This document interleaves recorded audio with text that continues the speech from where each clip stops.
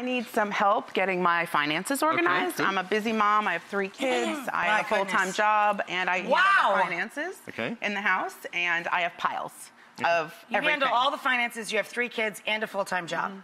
Okay.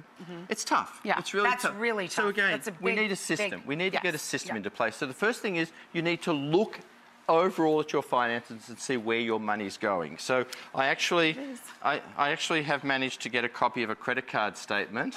I have contacts. So if you run through your bank statement here, we can just have a look at where your money's going. Often there are direct payments going out of your account. True Green, I'm assuming that's a gardening service. Yeah. Okay, there's another one down here I noticed, Cable Vision.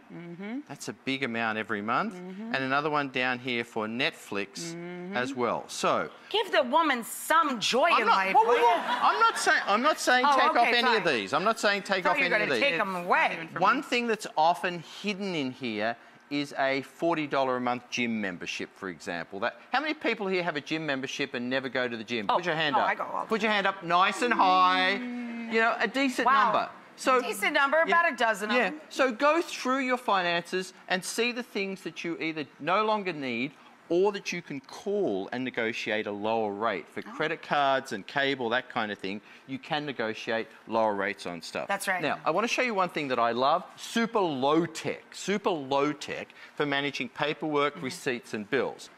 This is really simple. You get 2 accordion files. They're about $3 each, January through December.